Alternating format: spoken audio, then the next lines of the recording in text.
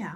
Well, I would kind of like to start to continue, your introduction. I would like to start with a little bit of self-introduction, Yes, yes, please. right? Because I probably self-introduction would make more sense to explain uh, how I got to where I am at the moment, right? So from 2001 to 2006, I did my bachelor degree at the Far Eastern State University of Humanities.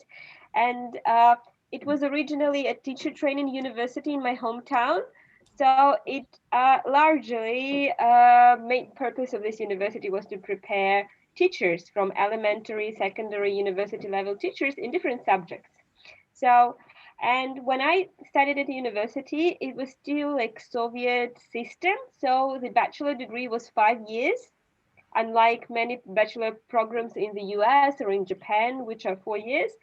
So Russian educational system was like 5 years. If you graduate 5 years with honors, you can go straight to PhD, Mhm. right? There was no equivalent of a master's degree. It's like, a diploma of specialist. And then if you graduate with honors, you go straight to PhD. If you don't graduate with honors, you can go to PhD, but you need like a few years of like working and studying. So you can go into a PhD program. Nowadays in Russia, they changed the system for Russian students into bachelor, master, and PhD system, so they can like Russian students can go study abroad. When I was finishing, it was still like a diploma of specialist, 5 years, 5 years of like specialized training, and then depending on your results, PhD, or you can go to PhD or not. So after I finished my university, for 3 years, I worked as a secretary and translator and interpreter for like cultural events at the Consulate General of Japan in Khabarovsk. Khabarovsk is the name of my hometown, so I'm going to talk about it a bit more later. So pretty much we have a big Japanese cultural center in my hometown, which is also a consulate general, which means it oversees like visa issues, and also like some economic cooperation, business cooperation things. But what I was doing, I was working in the cultural department. So my boss was a Japanese person who was organizing Japanese movie festivals, for example, or different exhibitions or like tea ceremony demonstrations. And I was working with this person to prepare a lot of like handouts for Russian guests to be able to understand, like translating Japanese into or English materials into Russian, and on spot, like being an interpreter from Japanese to Russian, doing that kind of thing. It was very interesting, but that made me realize that I did lack a lot of cultural knowledge because I could speak Japanese fluently, but I couldn't understand a lot of things about Japanese culture, right? I had just theoretical knowledge, what I learned from the textbooks, but I didn't have a lot of like actual experience with Japanese culture. That's why I decided to continue my um, studying. And in 2009, I came to Japan as a research student with max scholarship. And after that, the year after, I joined the master program at Kobe University and then a PhD program.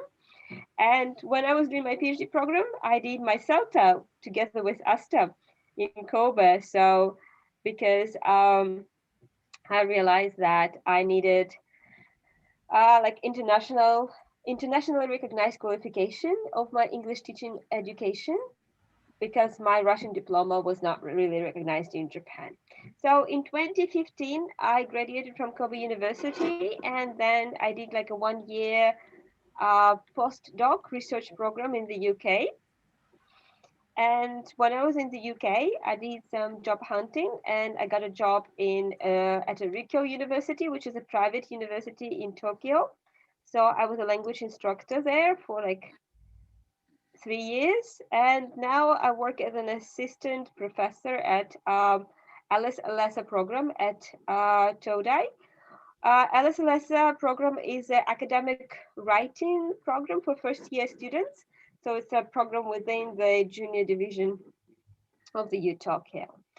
So that is my like brief biography. And here I have like Здравствуйте. Здравствуйте in Russian means konnichiwa. Hello, how do you do? Like it's a polite greeting. Здравствуйте. It's a little bit hard to say, but I hope you know it's not overly too difficult to pronounce. So that is my brief biography. So today, first, I would like actually to talk a bit more about my area of Russia, because you all know that Russia is a big country. And if you have any questions, feel free to ask me when I'm, giving my talk, because maybe sometimes people, like when the talk is finished, people forget what they wanted to ask, right? So during the talk, feel free to ask me anything. You can write me in chat, or you just ask any or comment. And after that, I would briefly like to talk about my experience as an English like teacher and non-native English teacher in Japan. So I pretty much would like to talk about my strengths and challenges that I discovered through my career, and then we can also have Q&A and discussion or whatever you would like to call it. So I know you know some basic facts about Russia, but just to refresh that, right? So Russia, as it is now, is relatively a new country. Like its official name is Russian Federation, and this country has been on the world's map since 1991. So we kind of like after the USSR collapsed, the Soviet Union collapsed, right? Like the USSR consisted of many different republics, but then it collapsed, and Russia or Russian Federation is the biggest republic, but it's kind of relatively new country. It's starting kind of been trying to figure out what it is, what it consists of, what the culture of this country is, and what the heritage from the Soviet Union is, right? We have huge total area of 17, more than 70 square kilometers, but I want you to keep in mind that out of this huge area, not all of this area has nice climate for people to live, right? More than half of the area is very up north, and human beings cannot really live there, right? So although the area is really big, but the area where people can actually enjoy living is relatively small, right? Um, how many time zones do you have in Nepal, Asta? How many time zones? In Japan, we have only one time zone. How many? In Nepal, we have one time zone. You have one time zone. In Russia, we have 11 time zones, right? So like in Russia is so like wide and spread over. So we have different times, and they gradually change from one time zone. And I will explain why this is important. Like my hometown is 7 hour difference from Moscow, which is the capital of Russia. So we have like we go to bed, they wake up, like so, so it's a huge, it's like almost like a working day hour, time difference. The population of Russia, if you look at this, the population of Japan is about 124, 25 million people, right? The population of Russia, it's not that much bigger, right? It's 146 million. So that's to explain like the territory of Russia is much bigger than the territory of Japan, but the population, well, 20 million is like size of Tokyo, but the population is kind of almost the same. It just gives you an understanding how like low density we have and how much of the territory is not really inhabited by people. We have like a lot of forests, empty empty areas, right? So if you just compare that. So the capital, as you know, is Moscow, and the population of Moscow is about 17 million people. It's Moscow and suburbs, right? It's like Tokyo with Saitama, Chiba, and Yokohama all together, right? A lot of people go, to work back and forth. The official language is Russian, and our currency is Russian rubles. If you would like to see, like, learn more information about Russia, you can always go to Wikipedia, right, to just have a look at the basic dates. So, like, this is a map of Russia, and here we have 1, 2, 3, 4, 5, 6, 7, 8 major areas. So Russia, like Japan, for example, we have Kansai, Kanto, Chugoku, right? Different parts of Japan, different major territories, right?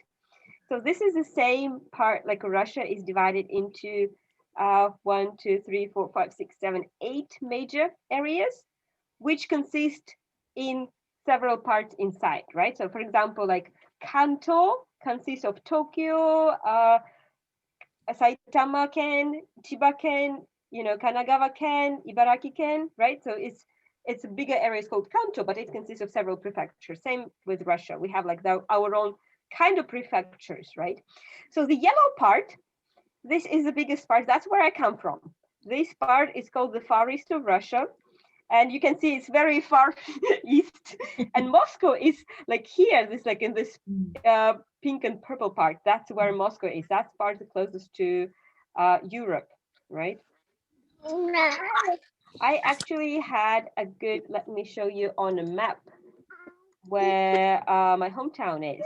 I think it would probably make some sense, right? That's why I have my iPad here on. Okay, so this is my hometown, right? Now let's zoom out. This is Japan, as you all know, right? This is Russia, and this is Moscow. And this is like, Germany, Poland, that's Europe. But you can see how far away my hometown is actually from from our capital city, from like Moscow. Usually So a long journey from it's your home to it's the about capital. 7 to 8 hours by plane. If you want to travel from my hometown to Moscow, it's 7, 8 hours by plane. If you take a train, it's 1 week. Oh. Yeah. So for me, it's from where I am in Japan, from Tokyo to my hometown, it's about 2 hours by plane, direct flight. And while for me to go from my hometown to my capital is about 8 hours, right? So yeah, you can see like how big the size of the country is. And of course, when you have a very big country, you have very different traditions. You can have different like cultural things. You have different population, right? You have different history of each region. So that is very important to keep in mind. Like I would probably like to, I think a lot of people have image of Russians as like, I don't know, from Hollywood movies or something, but Russia is a very big country and we have so many different religions. We have very different history of the regions. We have different traditions. So keep in mind that Russia is a very mixed culturally is a very mixed country, right? So that is very important, right? Multicultural country. It's multicultural. It's kind of multilingual. Although Russian is the main language, Russia is still multilingual. It's there are different religions. Of course, the main religion is Christianity, Russian Orthodox. But we have Buddhists, we have Catholics, we have Jews. We have also like people who believe in Islam. We have like Muslims. Like depending on each area. For example, here close to Mongolia, this we have a lot of like in this part of Russia we have a lot of Buddhists. Like this part of Russia, right? These parts also Kazakhstan here, like at the border with Kazakhstan, we have like very strong Buddhist communities. Then here we have very mixed Catholic and Muslim communities in this part of Russia, right? So, and the Soviet Union was against all the religions. So, like a lot of older generation people actually are atheists because during the Soviet Union they were very anti-religion. So like people grew up in so many different circumstances. Yeah, so it's quite interesting. So keep in mind that it's a very multicultural country with people with very different heritage. So this is my area. This is the biggest area, but it has probably the lowest population because all this part here, up here, it's very cold. It gets to -50, which is very cold even for Russian people to imagine, like -50 in the. My area gets to -30, which is very cold, but we are all right with that. We don't go outside when it's -30. We stay at home with central heating. But when I hear -50, I'm like, oh my God, that is too cold. I can't really, imagine that kind of like temperatures, right? So There in the far east of Russia, there are two major cities. My hometown, Khabarovsk, and another one, Vladivostok. I think you probably heard about these two names, or wherever you fly over Europe, somewhere from Japan to Europe, you can see Khabarovsk and Vladivostok on the map. There are two major cities. And both of the cities were founded in like mid 19th century. So they're very young historically. So, and when I say they were founded in mid 19th century, that means when Slavic Russia from Central Russia came to start like European like settlements, right? It doesn't mean that people were not living there. People were living there before, like a lot of local tribes have been living there for hundreds and hundreds of years. But this area became part of Russia like mid 19th century. So Vladivostok was founded in 1860. My hometown was founded in 1858. And population of both cities is about 600,000 people, right? So it's like it doesn't sound a lot comparing to Tokyo or Nagoya, right?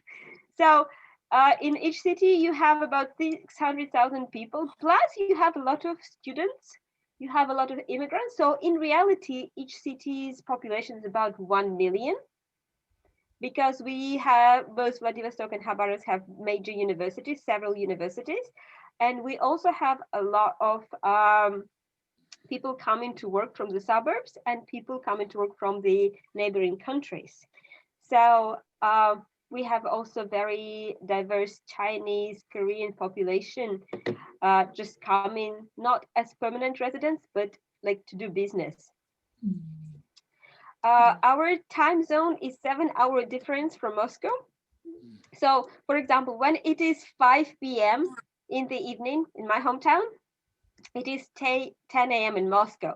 So we only actually have 1 hour overlap when we can do business with Moscow, like we're like 5 p.m. You know, when I was doing a part-time job as an interpreter during my university time, I had to stay at work till like 9, 10 p.m. because we had to call the head office in Moscow. And, you know, because of the time difference, they would only be awake kind of like very late at night. I have a lot of funny stories about that, because Moscow people, they don't understand our time difference. They live with their own time. They think everybody like has the same time. Like I had phone calls in the middle of the night from Moscow. I'm like, oh my god, it's 2 a.m. Do you know like how big our country is? So it kind of frustrates me sometimes. And as for the population, we have like local ethnic minorities, the original Aboriginal people, right? Like many different types with their own cultures. Like we have, for example, some of them were fishermen, some of them were hunters. We have an amazing museum when you can learn about their cultures. Some of them, like for example, fishermen cultures, they were making clothes from fish skin, and you can see their amazing technology.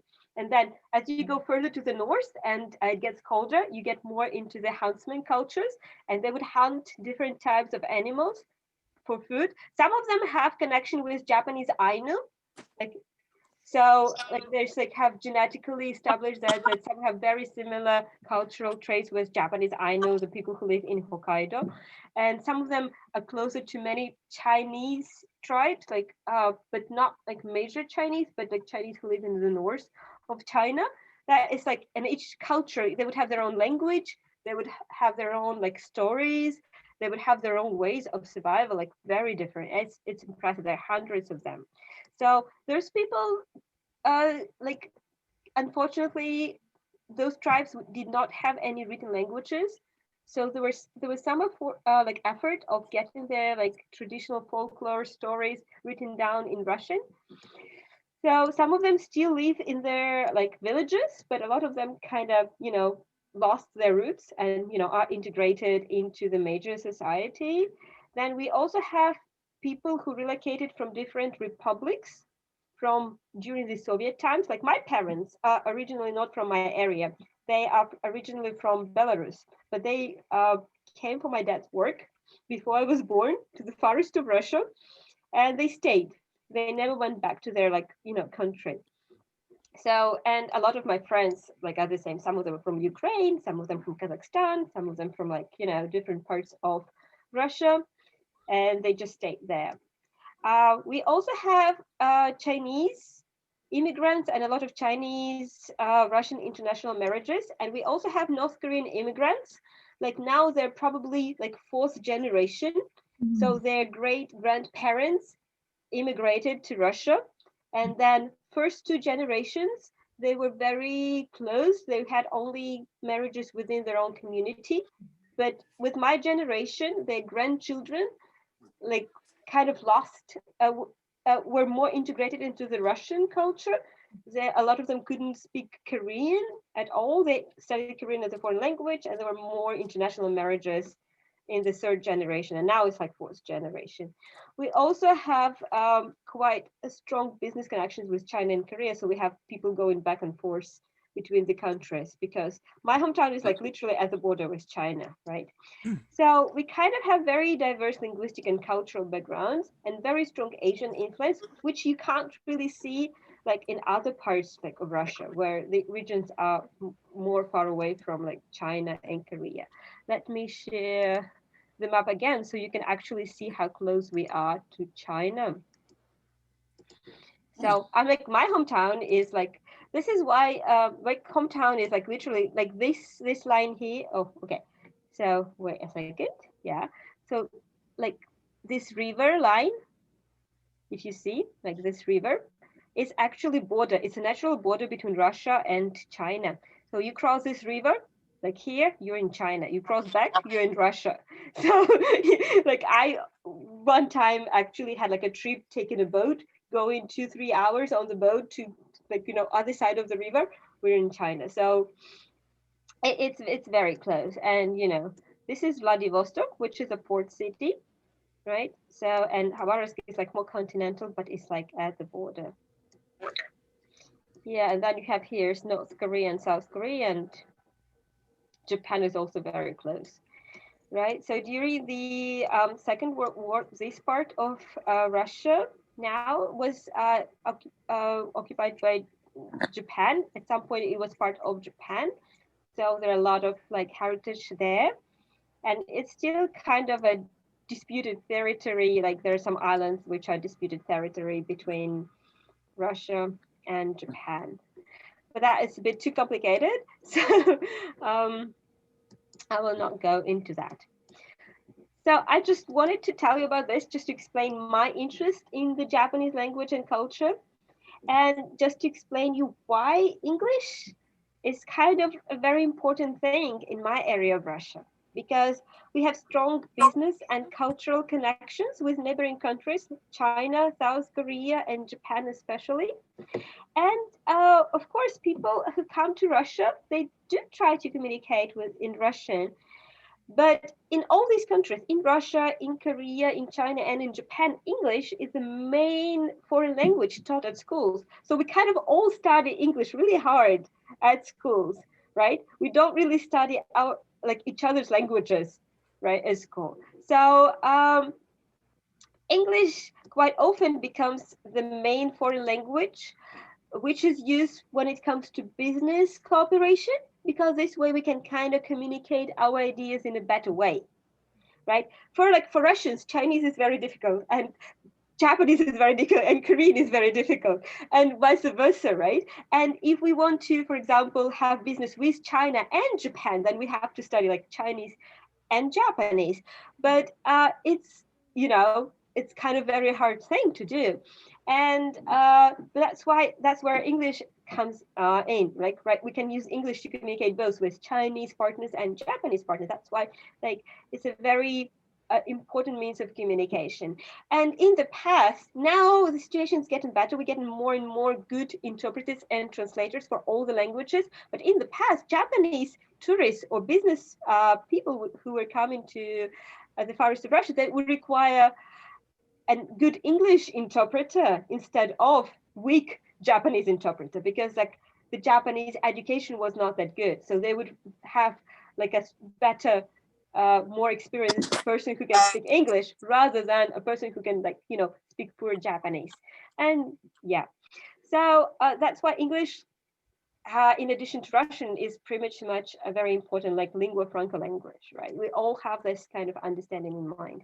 And English has been used as one of the languages used between Russians, Chinese, Koreans, and Japanese in the Far East for cultural and economic activities. So when it comes to English education in Russian schools, the big difference that I've noticed after I came to Japan is that in Russia, they make like education is usually conducted in half-size classes. So the average number of students per class is like 30 plus students in a Russian class. That goes from elementary up to secondary school. But for language classes, the classes are divided into two groups because there is this understanding that 30 people is too many to teach a subject like a foreign language. So we would have simultaneous classes, like 15 students in one class with one teacher, 15 students in another class with another teacher studying that, and that's only a foreign language, that's only English, right? So they would kind of give a chance, give like a better chance for students to actually practice their speaking skills, right? So that's a very big difference between, I think, like in approach to English education in Russian schools versus Japanese schools. And we have in the past years a lot of communicative method and focus on the output. Like when my parents studied foreign languages, my mom started with a grammar translation method. She can read really well. She can understand a lot. She can translate perfectly. She can't say anything. But from like 90s, the main focus was not to actually perfecting grammar, but expressing what we want to say in English. Studying very quite simple grammar and basic vocabulary, and then trying to output as much as we can with our limited knowledge. So, for example, in during the like our classes, especially in junior high school, we had to write like mini essays about different topics, and then we would have to retell, like we would write and our teacher would like check and make recommendations like how to improve our essays, like about my hobby or I don't know, my favorite movie, anything is fine. And then we would have to actually be able to tell what we wrote. It doesn't have to, we didn't have to memorize, but we have to retell our essays, and then based on our essays there would be like questions, which is kind of activity I don't really find a lot in English education in Japan, right? It's like outputting first, of course, preparing new ideas, but then like retelling different things, retelling what you read, retelling what you wrote, retelling what you watched, retelling what you heard, right? And then, based on that, having more communication. So that was a big part. Retelling topics, presenting them to classmates, and that was also had some follow-up questions. And our exams, we had very few tests, like, on grammar or vocabulary. We had a lot of tests which were like either role play dialogue or a semi kind of topic presentation, and then teacher asking you a bit more. Like, for example, I tell about my hobby and then teacher asks me questions. So we like would have to prepare like 10, 15 mini essays. And then we go into the classroom, we take a card, and the card tells us the topic. And then we have like 5 minutes to remember what we prepared to say, maybe take some notes, and then we kind of explain that. That I know it's very time consuming and a bit more difficult to like evaluate for a teacher, but that it makes you use quite a lot of your memory and practice and thinking and output into that. So I was, yeah, if you have any questions, Daiki, you feel free before I continue. Yeah, so like that was my understanding of language learning before I started teaching in Japan. Like, of course, it came from my own experience as a learner. All right. Do you guys have any questions? You feel free to ask me at any point. If you are right, you can just, show me thumbs up or something like I ask my students. Okay, thank you. All right. Okay. So, So let me just add a little bit yeah. before Anna continues. Anna is an English teacher at Tokyo University, and Daiki is a student at Nia University, exchange student, and he is studying English very hard, isn't it, Daiki? Do you want to introduce yourself? Diet waiter. I can't hear you. Oh, I have okay. been studying English for a year, and I have been pressing my English level during the Corona pandemic. Daiki, your voice is, your volume is a little bit soft, so can you speak louder? Sorry.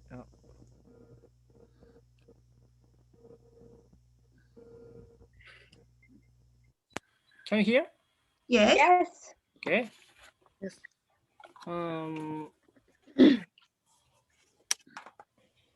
Okay. So I'm from Mie University, and I'm from Kitasato University. Kitasato University is my bachelor, and Mie University is my master. And I'm from Hiroshima.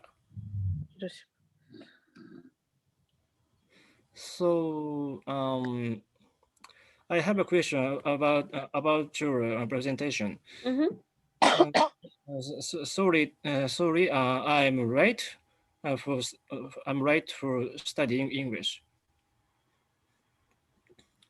So why do you think about Alexei Navalny?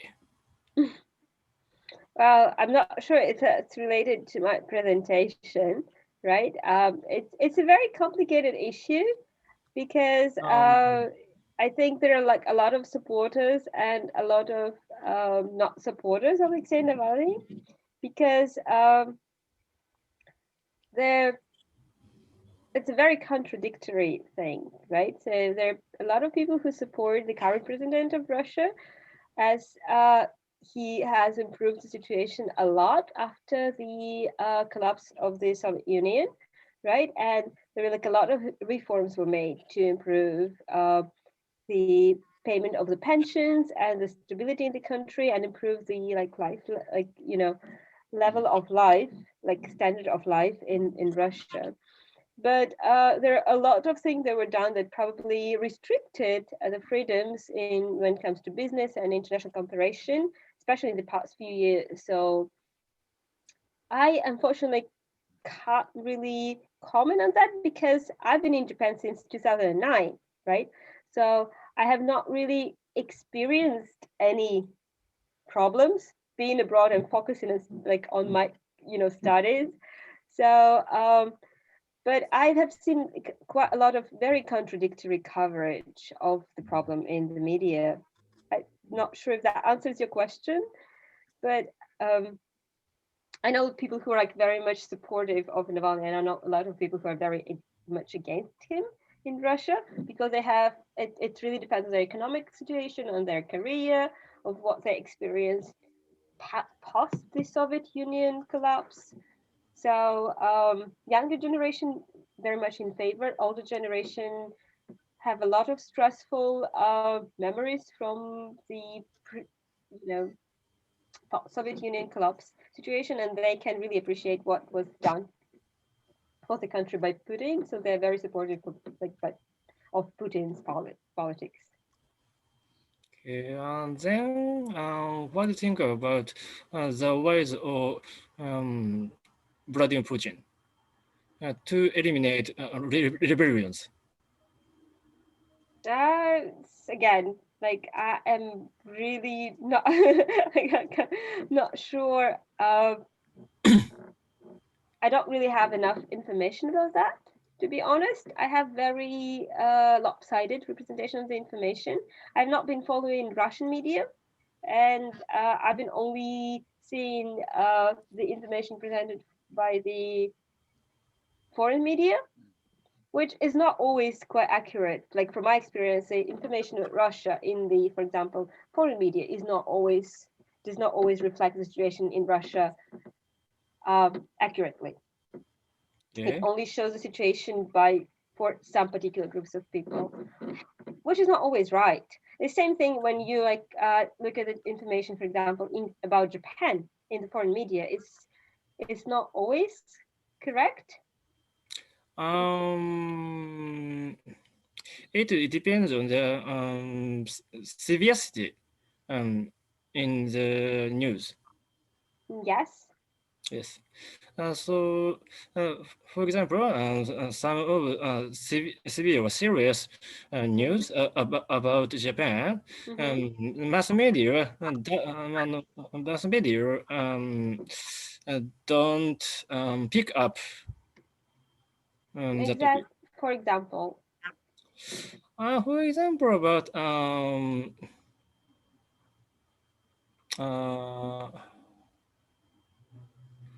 uh, affection or influence from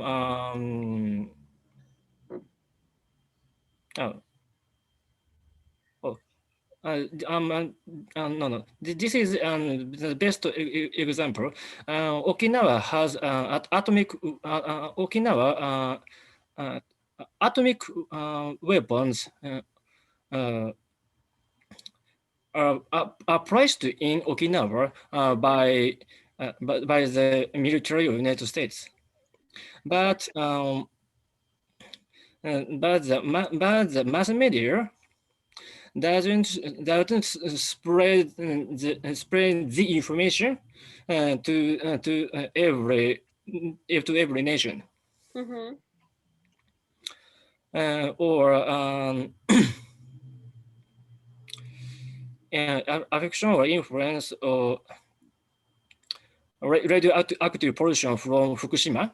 Mm-hmm. Actually, radioactive pollution from Fukushima spread all around uh, all around Japan. Mm-hmm. But uh,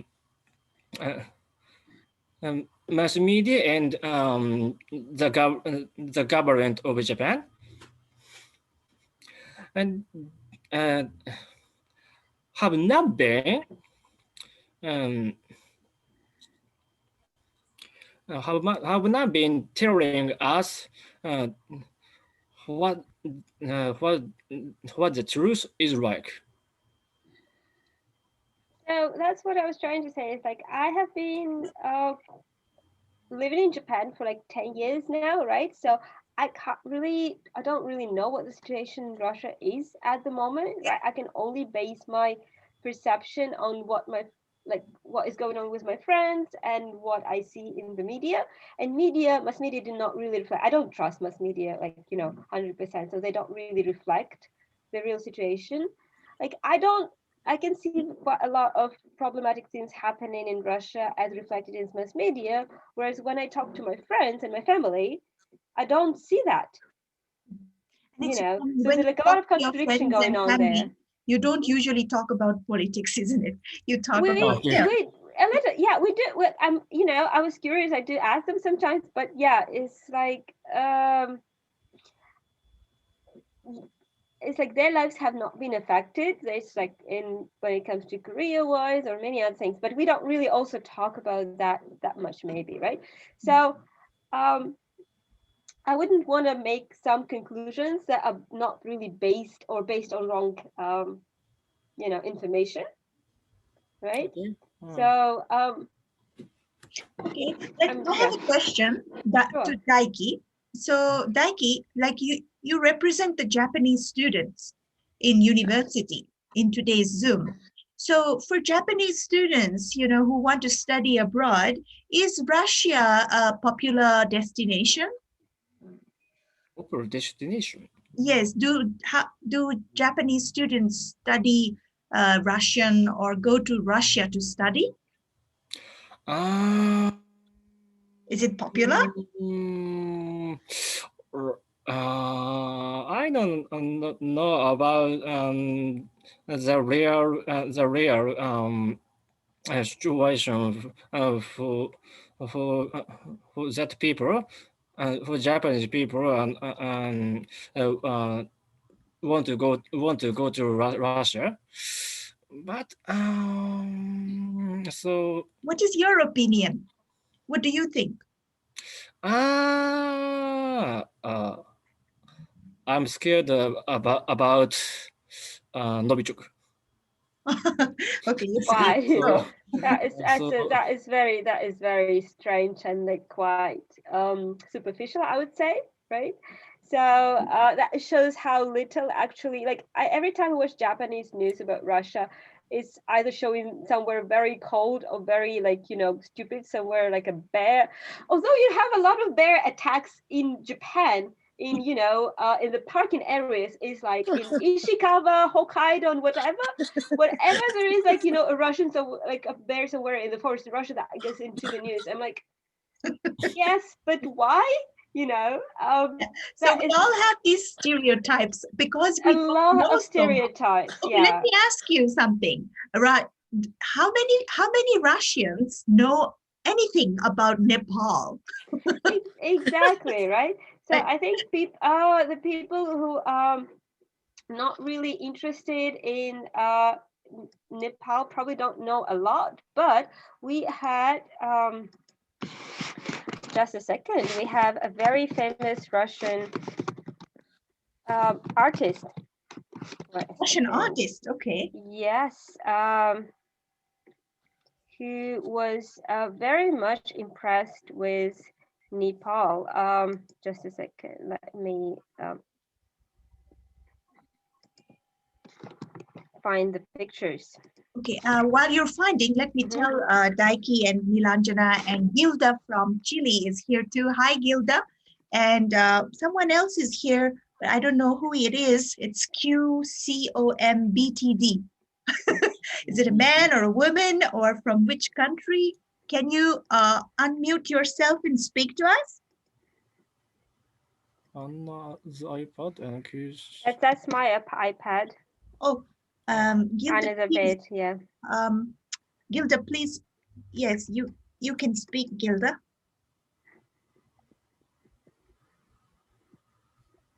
Hola, hello. Yes, I can speak with you. I hear very interesting all you tell about Russia. I love Russia. Hmm. It's very Really? nice. It's a big country and many a big special culture. I love it really. Thank you. So Thank you, Anna. thank you for really nice words. Yeah, Gilda So we is from Chile. Okay, here. very famous artist, Vereshchagin. So he actually was very much fascinated by Nepal and Oh, he like a painted this. lot. He painted that. Yeah, it's like 19th century. So he actually traveled, and those his paintings are in the main gallery in Russia. So I don't know. There is like a lot of fascination What with is his name? Nepal, but Vereshchagin, Vasily Vereshchagin. Would you like to like type that in Yeah, English for sure, us sure. in the Yes, in the yeah. chat for us?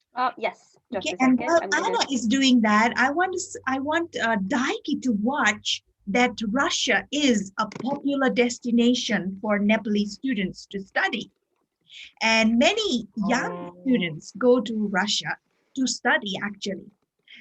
And this is a student, Nepali student, and he is in Russia. Russia. Oh,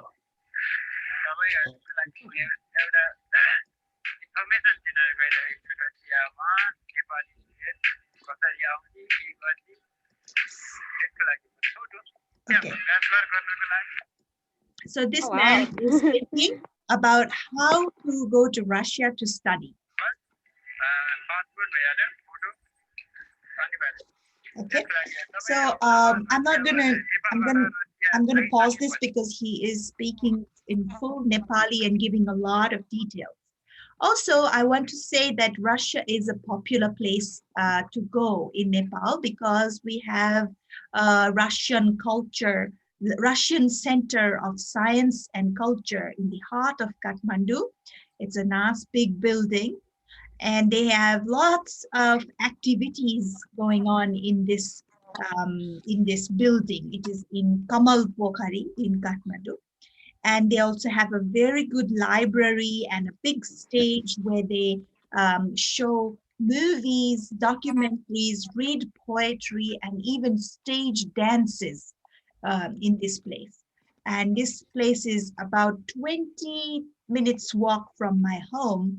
So actually I have been there many times. Okay. And while Anna is getting ready with some other things, I want to show you who is the Russian ambassador to Nepal right now. Okay, so I don't know how to pronounce this. I think Alexei Novikov. Alexei Novikov, yes. Yes, and actually in this video, uh, this is our Nepali TV news, and I hope it's working. Uh-oh, not working. Um, Oh. the line may be busy. Yeah, it's buffering and then playing, buffering and playing. Okay. Okay, anyway, it will take time. Anyway, he is our ambassador. And then I wanted to show you that that on Facebook, actually on Facebook, if you see Russian Center of Science.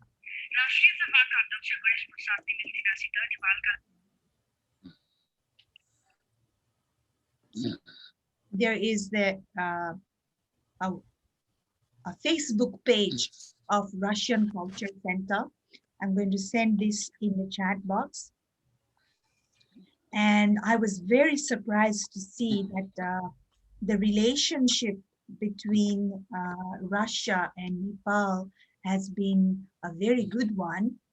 And a lot of students have been going to Russia to study Russian.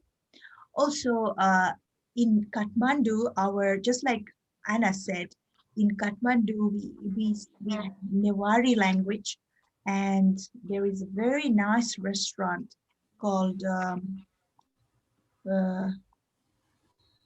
Vanjala.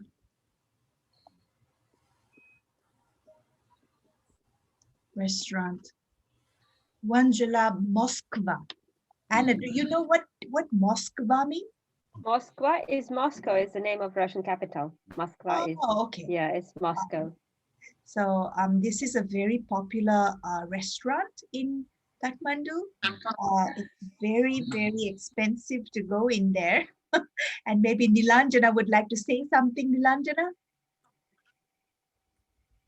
Nilanjana, would you like to say? Yeah, I have not. I have never heard about the Russian. I mean, restaurant in Kathmandu. Next time when I go to Kathmandu, I would like to go. Nice. This word, And yes, Moskva what is a what? Nepali word, and Moskva is Moscow, the Moscow. capital, yeah. So it means welcome Moscow. Welcome. Oh, okay, makes sense, yeah. So this is actually a student who came back from Russia, who studied in Russia and came back and started this restaurant in Kathmandu. So I don't know. In Okinawa, Nilanjana is right now running a very good restaurant, Nepali restaurant in in Okinawa. So Anna, if you go to Okinawa, yes, definitely. Yes. if you go to Okinawa, remember I will definitely ask for Nilanjana. Nilanjana's restaurants information. Yeah. Yeah, please. I also want to show you, especially for Gilda and I don't know, another guest we have, usually QCOM, whoever you are, please, if you don't turn on your camera or identify yourself, you will be removed from the Zoom automatically. So please introduce yourself.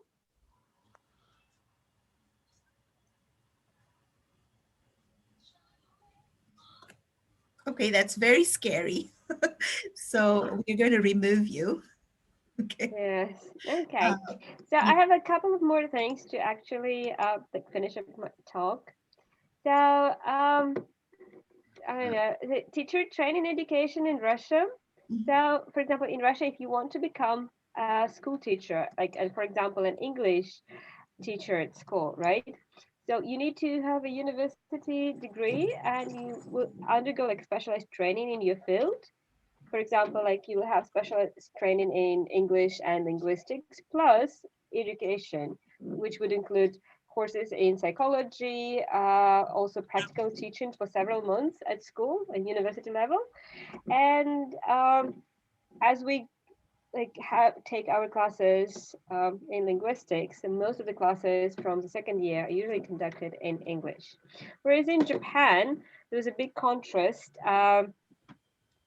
To become an English teacher at school in Japan, you pretty much can take it as a like secondary major at university.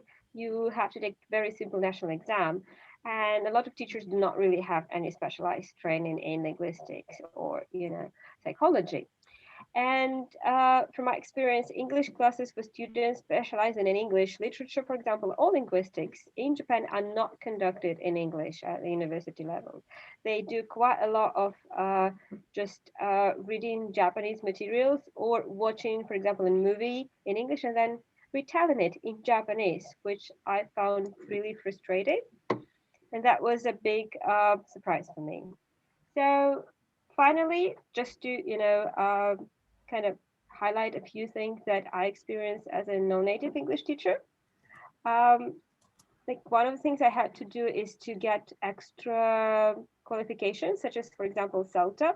Like I didn't really need CELTA as I had my degree from back home, but as my degree was not from an English-speaking country, I had to get like ASTA did, internationally recognized qualification and plus and like English proficiency qualifications such as to prove that I can actually speak, write, read, understand English.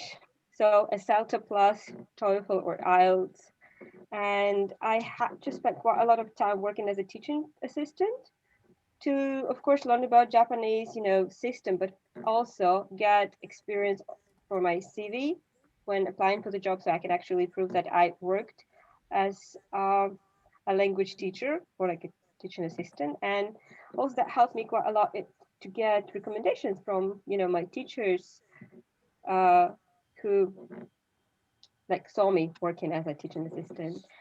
Uh, Very important thing is like I think for any non-native English teacher is to compensate by having high Japanese proficiency, uh, which is quite often not required from native speakers, and also just as a my personal experience, don't get discouraged by like native speakers only job postings. So keep applying actively, right? But of course, we will all have like insecurity about our knowledge, and quite often come across some different instances of discrimination. But I think as a strength for non-native English speaker that you can bring into your teaching is your own personal experience of learning English as a foreign language, right? You can develop quite a lot of empathy for your students, experience and challenge what they're going through, right?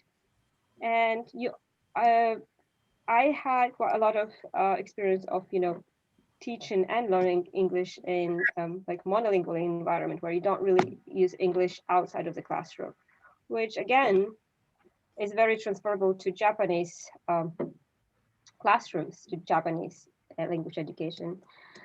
Finally, what I told you a bit earlier on, that English being a lingua franca in my area, so we can kind of focus on understanding that English can be used between non-English native speakers for many purposes. And finally, maybe like adaptability and flexibility with like experiencing different educational systems, not only like different educational systems, not only Japanese system, but your own like country system, and understanding like differences or similarities. And finally, you're probably less subjected to Japanese university career convention that maybe Japanese teachers have to take into consideration when changing their jobs. So Um, it might seem like a longer and more challenging path, but with like ongoing globalization of Japanese education and extra efforts on your side, I think it's quite a possible and achievable and enjoyable career. Then maybe it's very important to be aware of extra steps you might have to take. And I think Japanese proficiency is always a plus. So that's kind of my experience with that. If you have any questions or comments, feel free. But I'm sorry, like my talk took a bit longer than Yeah, expected, and it's like with a Anna, lot of deviations. how But yeah, many Russians are there in Japan? How many Russians are there in Japan? I think the actually Russian community in Japan is not that big. We have several hundreds of Russian in Tokyo. It's about 400 Russians in Tokyo, about 200 Russians maybe in Kansai. Quite small, but that's a community. But we have there are bigger communities of Russian people working in Niigata and Toyama, Mm. and that's been going on with used cars, import export kind of business. There are different types. The number of students, unfortunately, is decreasing with every year because more and more Russian students are interested in studying Chinese rather than Japanese. So that's That's uh, a new trend. yeah, it's such a new trend. It's been going on for like past maybe 5, 6 years. Yeah, Okay, so do you know how many Nepalese are in Japan, I Anna? have no idea. No, how Okay, many? Nilanjana, do you want to answer that? I have no idea. Really? Okay, Sorry. so in Japan, there are 90,000 plus Nepalese Oh, in Japan, all okay. over Japan. Yeah. And in Nagoya, in my city, there are about 8,000 Nepali students. Not students, but families, 8,000. So the Nepalese population is the biggest South Asian population in Japan right now, other than India, Sri Lanka, Pakistan, Afghanistan. The most number is Nepalese people. Okay, so thank you, Anna, and Thank thank you. you, everyone. Thank you. Before we go, I want to show you a Russian folk dance in Nepal, Kathmandu. The Russian Culture Center is always promoting Russian culture. So uh, we really don't know the taste of Russia. So there's program like come experience the taste of Russia. And they serve Russian food, snacks, play music, play, have art, music, and movies. So if you have no image of Russia, Nilanjana and Gilda, and this is how is one of the folk dances, isn't it? Do you know this, Anna? Is this from your big area? No, Is it it's more somewhere of close? a central. It's more of a central Russian, like older kind of dance. Yeah. See. So, when as a Nepali person, when we see this, I don't know if Nilanjana agrees, when I see the Russians dancing, it's always the boys and the girls in two rows, and then they Hmm. sometimes hold hands and go around each other. But this is so Yeah. similar to Nepalese dance. Nepalese folk dance is Yes. also similar.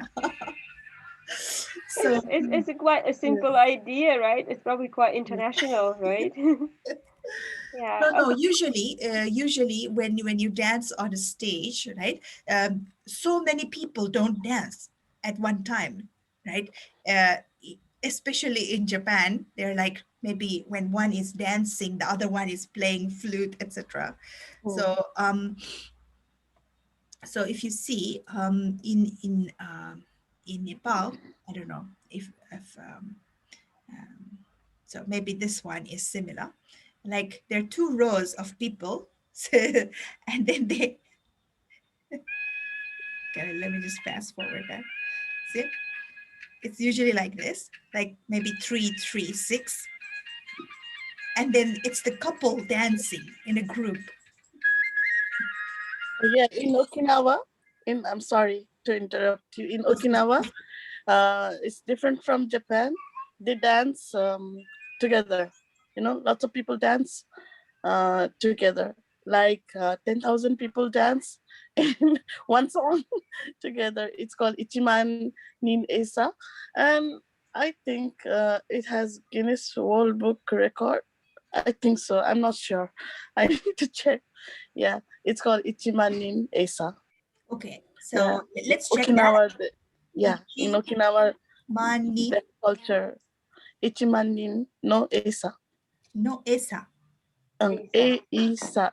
Eisa in Okinawa. Yeah, it's right down in katakana. Is it like this? Mhm. Ichiman Nin Esa. Well, into Oh, there it Ichiman, is. there's a chest and Like 1,000 this? people. Yeah. Eisa dances in Okinawa. But that's a big group, isn't it? And it's usually the girls or the boys are on the flute. But usually, couples, like cute couples dancing together, like three couples on one stage. Oh, Similar, so similar from Russia and Nepal. But Okay. Starbucks in the background. Yeah. Okay, I have one more question for Anna. I don't know, Gilda and everybody else. If you have a question, please speak up. I have a question. When the temperature is so cold, it's -50. It's I too saved it. cold. Yes. What do you eat? Is the stew from Russia? The Japanese people are eating shichu. You know? Yeah. We have a lot of soups which are quite similar to stew. Yeah. Let me show you. Is let this me show from you. Russia? This food, daiki? No. Not sure if it's originally from Russia, but I think we have a lot of similar things. Wait a second. Let me Japan, show they have Russian. this box. They have a box for curry and they have a box for sichu. And the two things are totally different and from totally different parts of the world, but they are sold in cubes, similar priced. Let me show the screen and I'll show you, what we eat. So that is not stew, it's more of a soup. Yeah, but it has meat in it based on using meat broth and a lot of stewed long vegetables cooked for a long time. And this one has beetroot in it, but we also have a lot of different types of that. They're very, very hot. And when it's very cold outside, we don't really stay outside that long. We have central heating, so it's very warm inside. And it's pretty much you just go from your place to the car or to the bus. Like you're outside for like 5-10 minutes. You wear really warm clothes. So for me, Japan is kind of cold because the houses are cold in Japan. There is not central heating. But yeah, something very similar to stew, but shichu, but it's not probably exactly the same thing. I think shichu in Japan was introduced from different cultures. What is the soup called? Can you put in the chat, please? Oh yes, you can see here, and I'm gonna put it in the chat. So it's called borscht in Japanese, borscht. Yeah, and a lot of meat and a lot of a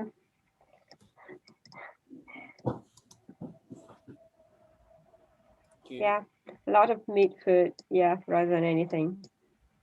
Okay.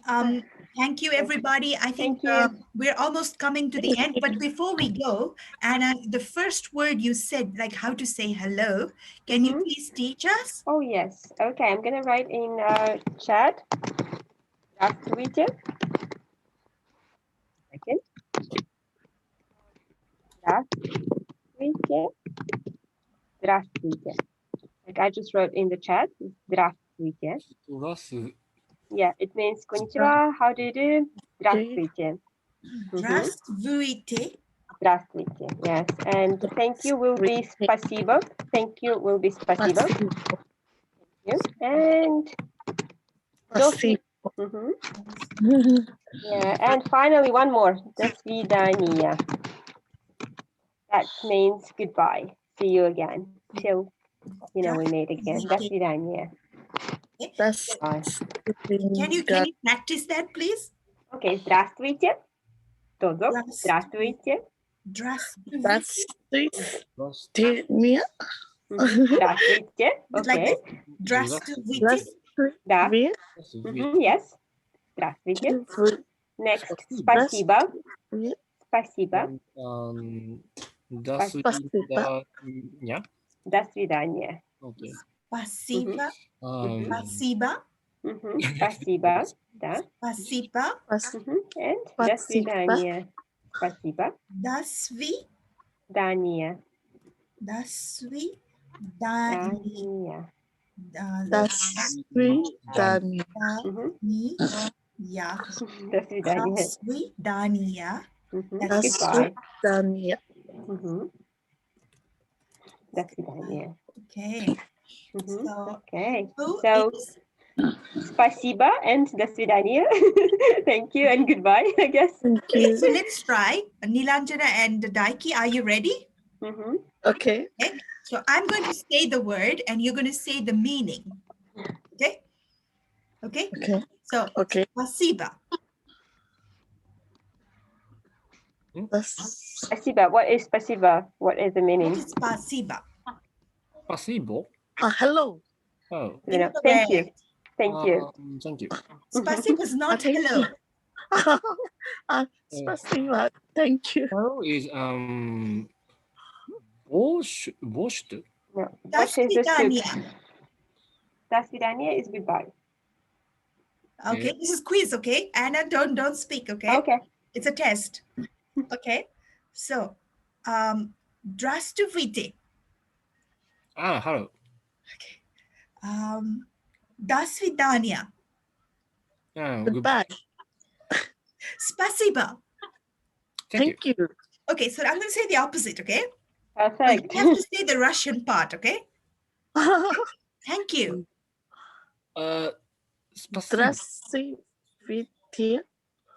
Спасибо. Спасибо. Спасибо. Okay, thank you. Okay, next is goodbye. До свидания. Good. Okay. And hello. Борщ. Здравствуйте. Здравствуйте. Здравствуйте. Right? Здравствуйте. Здравствуйте. Is it correct, Anna? Yes. Yes. Yes. Здравствуйте. Здравствуйте. Здравствуйте. Здравствуйте. Hello. Спасибо. Thank you. And до свидания. Goodbye. And I think there was a question how to say I love you in Russian. So I wrote it in the chat. In Russian, you say я тебя люблю. You love. I love you. So я тебя люблю. Yeah. I love you in Russian. That was very good. Тебя люблю. Lulu. It's I like, think I can only remember Lulu. well, люблю means like I love, like love you. So you know, in Russian, Okay. from the verb, you can understand that it's I Okay. love, you know, you. Okay, люблю, everybody, люблю. All right. Okay. Спасибо. Everybody, До свидания. dhanyabad and namaskar, everybody. See you again. I hope you had a lot of fun in this Women for Women's Nepal's 37th Zoom. Today we talked about how in Russia, English is taught. And then we talked with Anna Bardilovskaya. She is teaching at Tokyo University at the ALESA program, and she has been in Japan for 11 years. This is her 11th year, and we met in a CELTA program in Kobe, and it's been 6 long years, and she's been my dear friend. We're always very far. She's in Tokyo and I'm in Nagoya, and because of COVID, we can't meet each other. But we are both teaching English in Japanese universities, and sometimes we are both non-native teachers, so sometimes we have a lot to talk about. And hopefully next time again you have some time to come visit us, Anna, and at that time you can talk even more about introducing particular parts of Russian food, especially what do women do in Russia, right? Okay. Like what kind of career paths are popular among women, because in Nepal recently uh, most women love to teach in primary and secondary schools. So the last 2016, from 2000, actually from 2006 till 2016, during this one decade, our primary education improved a lot because we had many female teachers, and so teaching is a very worthwhile career for women in Nepal, and it's also very good for the children. So similarly, maybe next time we can have you once again. At that time, we can have a little more chat with you, Anna.